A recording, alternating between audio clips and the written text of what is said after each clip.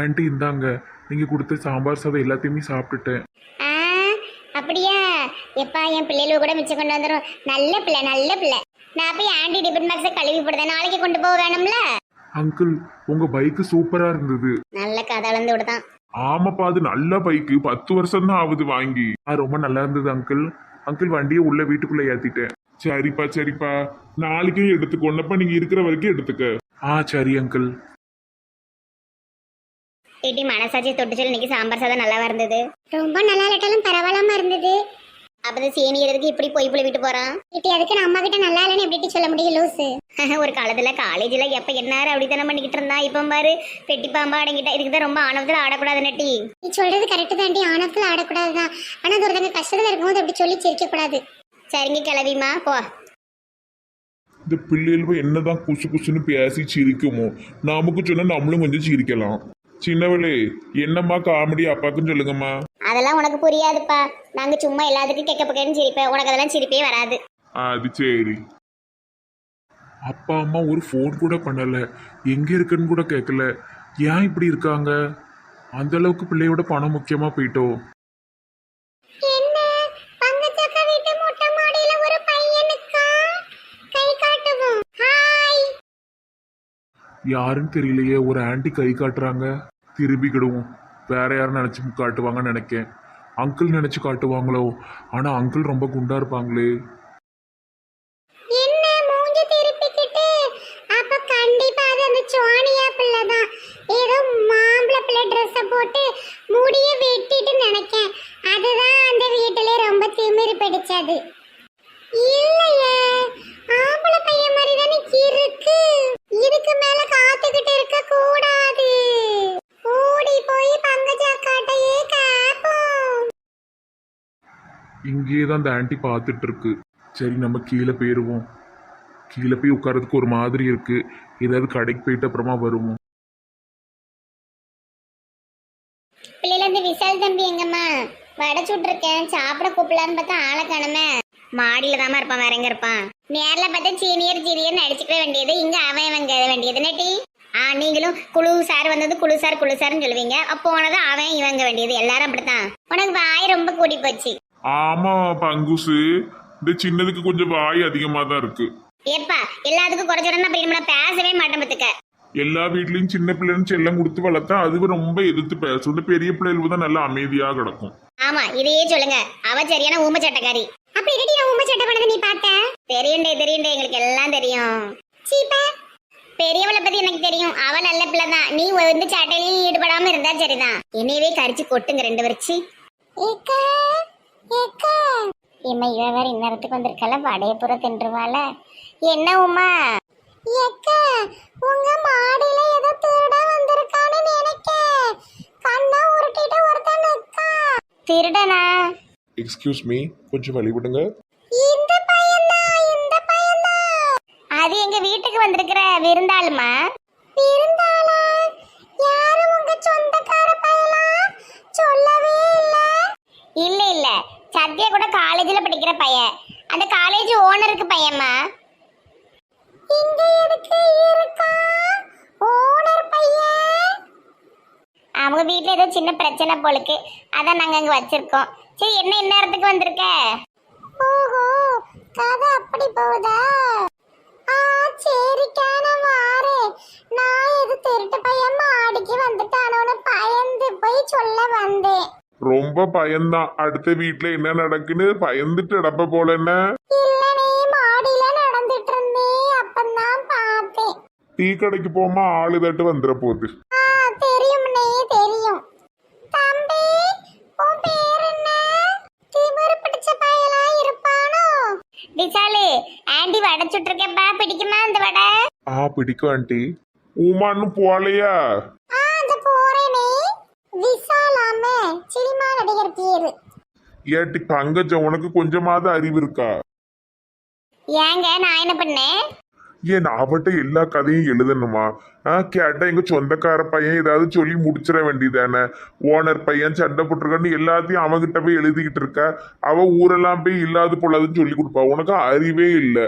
எங்க திடுதுப்புன்னு கேட்டது எனக்கு பட்டுன்னு வாயில போய் வராதலாங்க. முதலே பேசி வச்சிருந்தா கூட நான் அதுக்கேற்ற மாதிரி போய் சொல்லிடலாம்.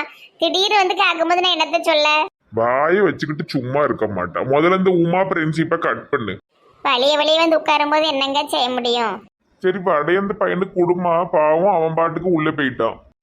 தம்பி விசாலு, படத்துங்க வாப்பா, ஆறிரும். நம்மள என்னைக்காவது இப்படி கூப்பிட்டுருக்காட்டி அம்மா சரியான ஆளு. அதுதானே நான் சொல்லிக்கிட்டு இருக்க நேரத்துல இருந்து ஒரே ராஜ கவனிப்பா இருக்கு அந்த பயலுக்கு. இவளு ஒரு போராம பிடிச்சவள்வ. வீட்டுக்கு வந்து ஆளை அப்படித்தான் கவனிப்பாங்க.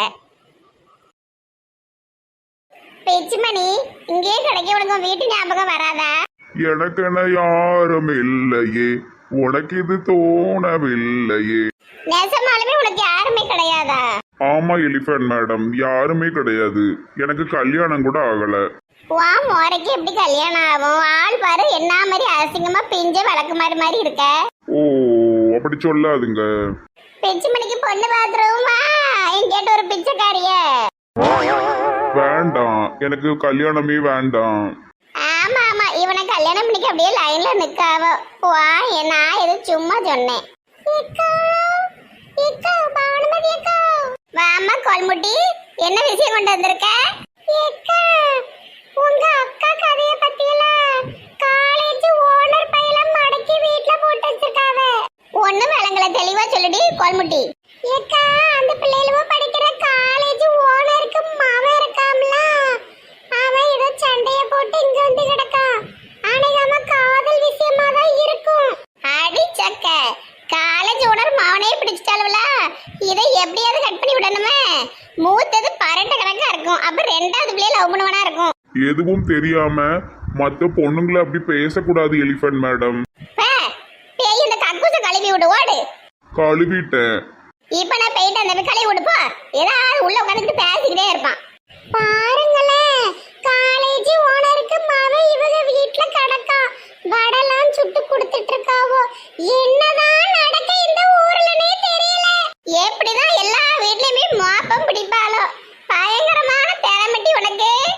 என்ன செய்யக்கா, நமக்கு நேரம் போக வேண்டாமா? ஏடி அந்த பிள்ளைகள் படிக்கிற காலேஜ் வர தெரியுமா? டிஸ்கோ மஸ்கோ காலேஜ். அந்த இப்பவே உன் ஓனர் வீட்ல போய் மூட்டி விட்டு வரேன். எலிஃபண்ட் மேடம், நம்ம இன்னைக்கு பேங்க்குக்கு போகணும். பேங்கோட முக்கியமான வேலை வந்திருக்கு. நீ பேசாம போய் கக்கூச கழுவு போ. பானுமதி திருந்தணும்னு நினைச்சாலும் இந்த பொம்பளை வந்து ஏதாவது சொல்லி கொடுத்துக்கிட்டே இருக்கு. சார், என்னைக்கு பானு என்னுடைய உண்மையான காதலை புரிஞ்சுக்கிறாளோ அதுக்கப்புறம் தான் நான் பணக்காரங்கிற விஷயத்த சொல்லுவேன். ஆனா அதுக்குள்ள நான் செத்து சொன்னாம போலயே. எங்க விசாலுக்கு போன் எதுவும் போட்டியல? நான் இதுக்கு அவனுக்கு போன் பண்ணணும், பணத்தோட வரட்டும். எங்க 4 நாள் ஆயிட்டுங்க, என்னாச்சுன்னு ஒண்ணுமே தெரியலையே. என்னன்னு பார்க்க வேண்டாமா? அவனுக்கு இருக்கிற ஃப்ரெண்ட்ஸ் எல்லாமே நம்மள மாதிரி பணக்கார வீட்டு ஃப்ரெண்ட்ஸ் தான். யாரு கூடயாவது போய் கிடப்பான். அந்த பணத்துக்கு தான் வழி என்ன?